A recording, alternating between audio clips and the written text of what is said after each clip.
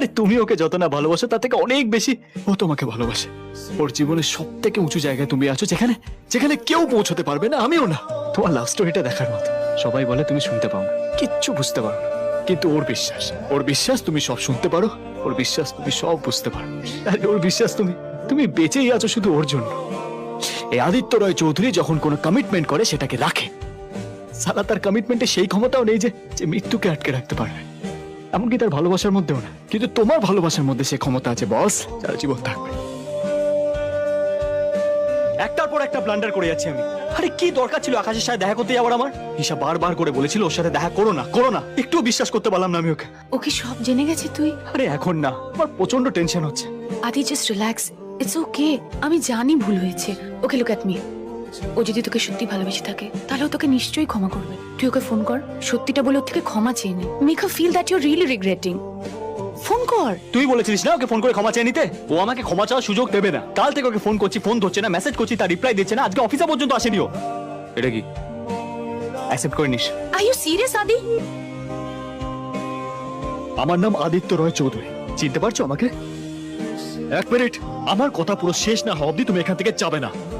ও hello, কি মনে করো তুমি নিজেকে? ভগবান, কাল থেকে তোমার সাথে আমি দেখা করার চেষ্টা করছি, কথা বলার চেষ্টা করছি, কিন্তু না, সুযোগ দেবে না। হাত জোর করে বলছি ভুল হয়ে গেছে, আমার ক্ষমা চাইছি তোমার কাছে। শুধু আমার সাথে কথা বলা বন্ধ করো না প্লিজ। দাদা, আপনার বিয়ে হয়ে গেছে? হ্যাঁ আপনাদের সংসারে তো প্রবলেম হয় না, অশান্তি হয়? হ্যাঁ হয়। তা বলে কি আপনি আপনার স্ত্রীকে বা আপনার স্ত্রী আপনাকে ছেড়ে চলে গেছে? কখনো না। প্লিজ ওকে এটা বোঝান না প্লিজ। একসাথে থাকতে গেলে এরকম হয়, মানুষ মাত্রই ভুল হয়, আমি মানুষ ভুল হয়ে গেছে। আরে ভগবানের কাছে মাথা ঢুকে ক্ষমা চাইলে ভগবান তাকে ক্ষমা করে দেয়। আরে বোঝান ওকে। আরে কাম অন ইয়ার। আরে আমি এতবার তোমার কাছে ক্ষমা চাইছি জাস্ট বিকজ আমি তোমায় ভালোবাসি। ভালোবাসা এটা আপনার মুখে মানায় না মিস্টার আদিত্য রয় চৌধুরী। আপনি খুব ভুল ধারণা নিয়ে আছেন। ভালোবাসা কি আপনি জানেন?